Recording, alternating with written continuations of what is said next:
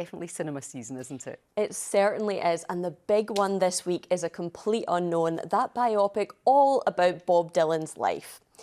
And Edith Bowman was on the red carpet at the London premiere where she spoke to the film star Timothée Chalamet. We got a feeling we were getting a glimpse of the future. A tremendous artist, Bob Dylan, someone I look up to hugely. Someone who was as impactful in the United Kingdom as he was in the United States, and somebody who was a dream to play, dream to learn his worldview. And it's something I hope, I'm excited to see young faces like myself in the crowd, because I want this to be a bridge to this kind of music. And from Hollywood in California to Hollywood at home, we've been speaking to Mrs. Brown Boy's icon, Gary Hollywood. He's among the stars of a new fairy tale that's been crowdfunded here in Scotland. He told us all about Faithful. It is said that the walls between our world and the next are so thin that when the moon is high, the Cooshie can come for you. A little Scottish folklore fairy tale story, and I get to play the dad. It takes us on a little journey of grief and magic. When I got this through reading it, I'd recently lost my brother and then my father, so the part of the grief side of things is what really attracted me to it. Faithful will premiere at the Grosvenor Picture Theatre in Glasgow, and it's Falkirk-born actress Lily McGuire's first ever film role. Writer Fraser Coole told us how her character is inspired by Princess Merida from Disney film Brave. We don't seem to be exploring our Scottish fairy tales enough, and I was like, well, I'm going to change that. And I just had this idea in my head of this like magical green leafy fairy dog and a young girl who looked at Merida, and then Lily came along. Yeah, I get that a lot. Just the looks, the accent, all of it. Just, yeah, it's very Scottish. And some other films that are out at the cinema just now as well is We Live in Time. It's supposed to be a very emotional rom-com. And if you like your horrors, we also have Nosferatu out as well. Oh, so Faithful at the cinema and The Traitors still on TV. We'll talk more about that next week, I think, won't we? Thanks, Indigo. It's going to be so chilly out there this weekend, which means it's the perfect excuse to stay indoors, get cosy and catch up on some box sets. And I've got some great recommendations, and there's a bit of a theme. They all have a Scottish angle. So first up, we have Lockerbie, A Search for Truth. It's a 5-part drama starring Oscar-winning actor Colin Firth. It covers the heartbreaking tragedy of Pan Am Flight 103, which exploded over Lockerbie in 1988. The show centres around Jim Swire, who lost his 23-year-old daughter Flora in the attack, as he desperately searches for answers. Threat warnings were ignored. We have a right to know. This is restricted. Where did you get it? I just want answers, Minister. You haven't stopped since she died. 2 Libyan nationals. Libya? I thought Iran did it. You've gone through the whole case over and over. It's a lie. This is how you cope. I am not coping. Gaddafi murders people. Jim, tread carefully.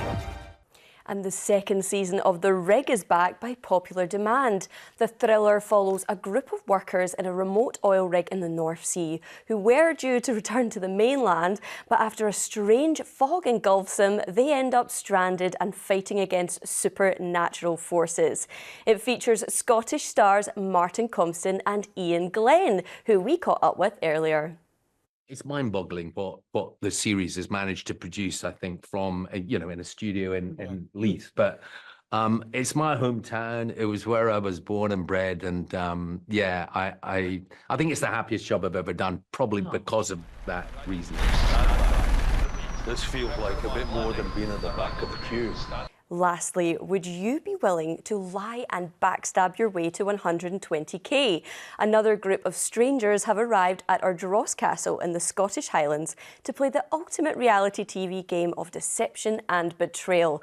I'm of course talking about The Traitors, and this year we have a Scottish contestant, Alex, a care home manager originally from North Berwick who wants to win the money to pay for IVF and start a family.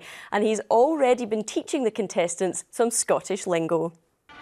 to go over there, or haven't you? To the folly, or as my gran would call it, a statutory. A statutory? Yeah, oh. Somewhere where you statute. I love that. A new word. I wasn't familiar with it, but I love it. I've never heard that before, but it's too cold to have a statutory. I'll be having a statutory. Me too. Enjoy, Indigo. Well, here's a sentence, Laura, I bet you've never heard before.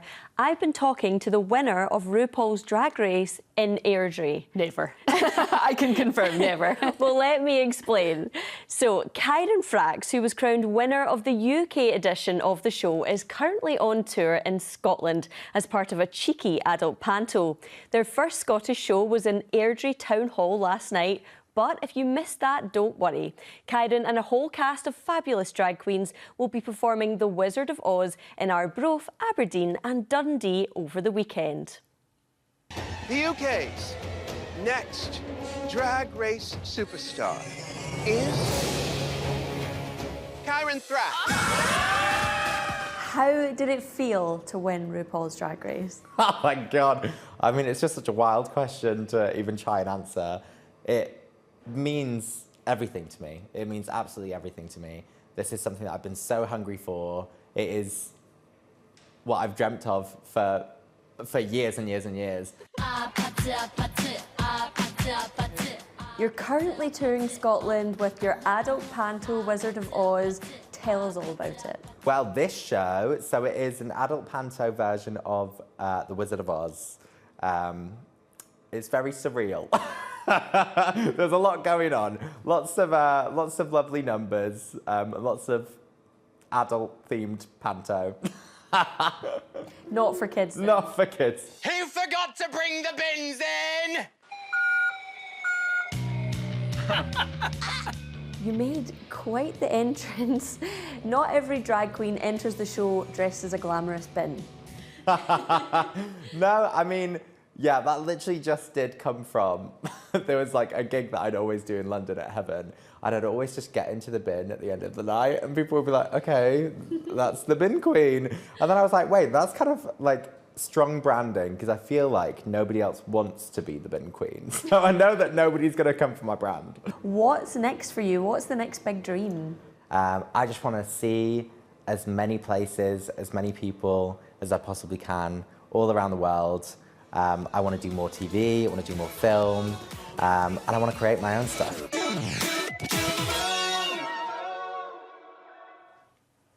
On to films now, and can you believe it's been almost 25 years since Bridget Jones first burst onto our screens, and Renee Zellweger is back with the 4th instalment of the popular rom-com.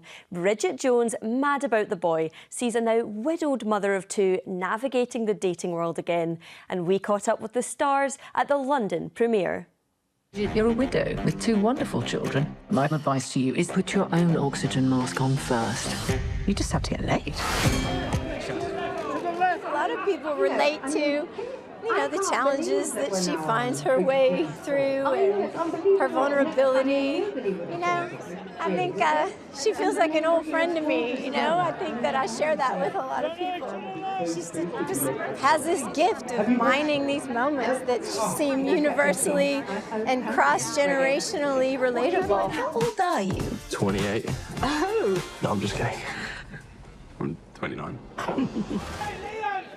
I felt a lot of pressure going into it, but then I met her and she is just joyous and generous and kind and good and obviously a wonderful actor, and I knew that it was going to be relatively easy going forward working with her.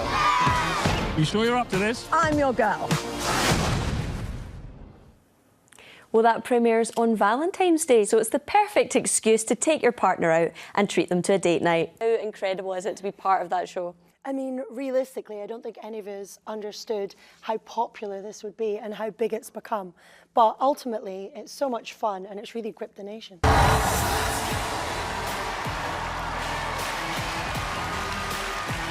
How proud are you to be the only Scottish gladiator? Well, you know, it's not that big a deal, but what I would say is that I'm really proud to be part of Scotland, and living in Dundee, it's been amazing to see the response from everyone around me.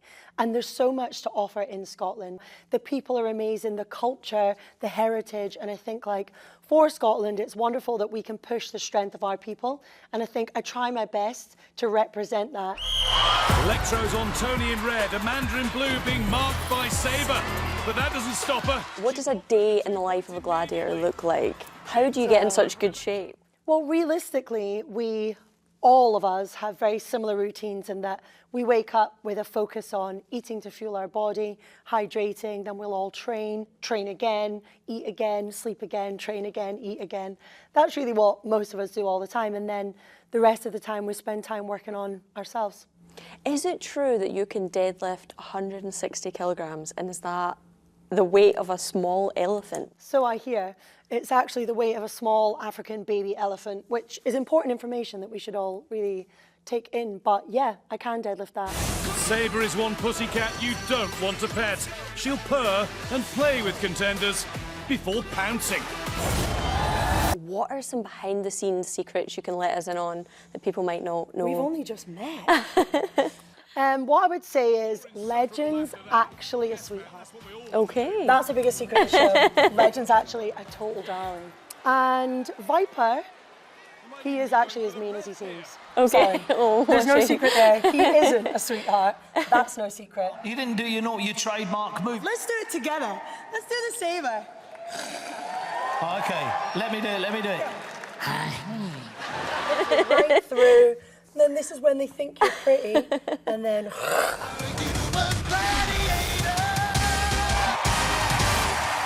Well, the entertainment news this week's really giving me Friday feeling because there's so much to look forward to. But how about we start with a brand new musical that's on at the Edinburgh Playhouse.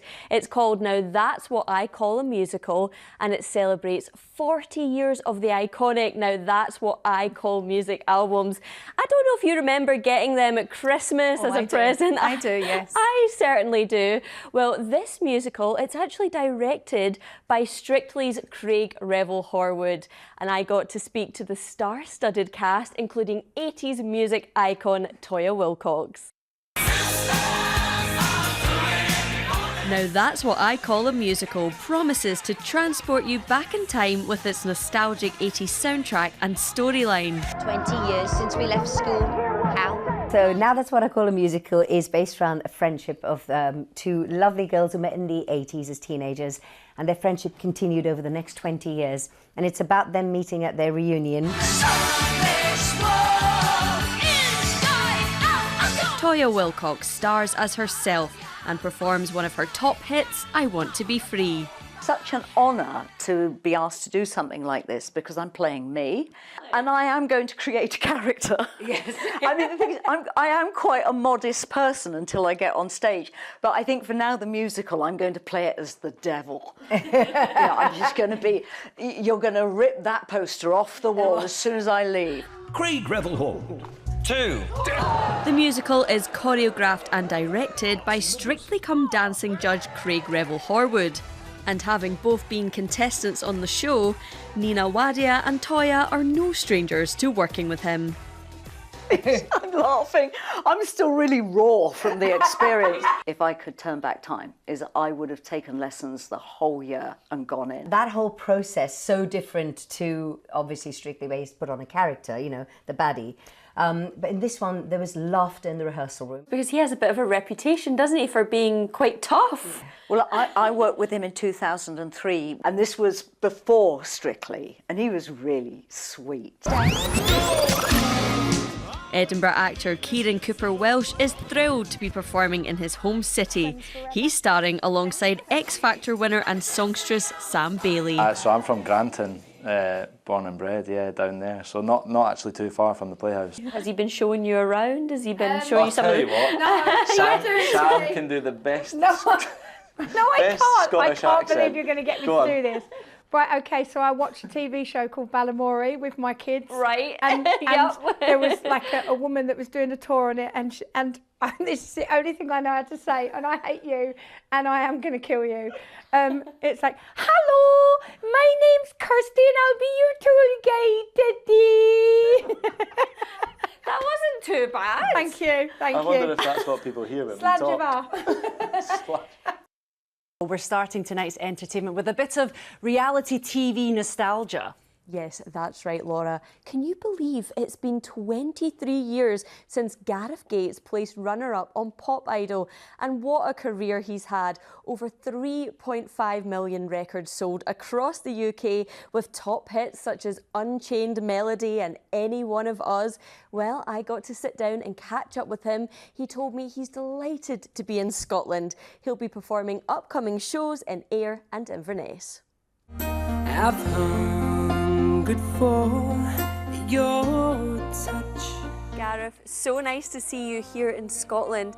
So tell us a little bit about these shows. 2 different shows actually I'm doing. The show in Ayr is a song called Gareth Gates Sings Love Songs from the Movies. One of my biggest hits and my first ever #1 was with a song called Unchained Melody, made famous by the movie Ghost, and that got me thinking. Some of the world's greatest love songs are from movies. And then the show I'm taking to Inverness is a show that I went out with last year called Gareth Gates Sings Frankie Valli and the Four Seasons. I'm a big Frankie Valli fan, so to be singing his music with a live band, 4 of the guys, yeah, I'm really excited to take that to Inverness. I'm gonna take this night and make it evergreen. Of course, I'm going to mention Pop Idol. How many years has it been now since Pop Idol? 23 years since Pop Idol. I'm getting old. No, but it's kind of flown by in some ways. You know, I've achieved a lot within that time. How much did your life change overnight? Massively. I was literally able to walk down the street and nobody know me. It was literally instant fame and it was craziness.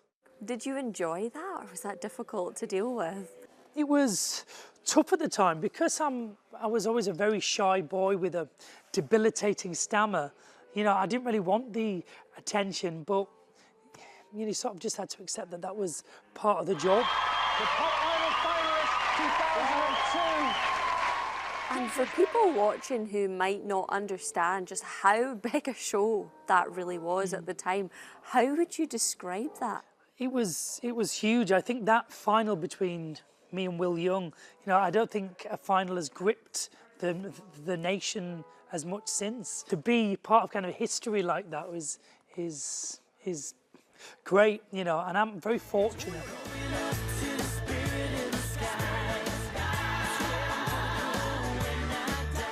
Wow. That was quite the flashback. I don't even think I was a teenager when Gareth Gates was in Pop Idol. So remind us, where's he playing in Scotland? I know, the nostalgia, honestly. Well, if you're interested in going to see Gareth Gates, he'll be at the Ayr Gaiety Theatre on April 1st. He's also heading to Eden Court in Inverness on the 3rd as well.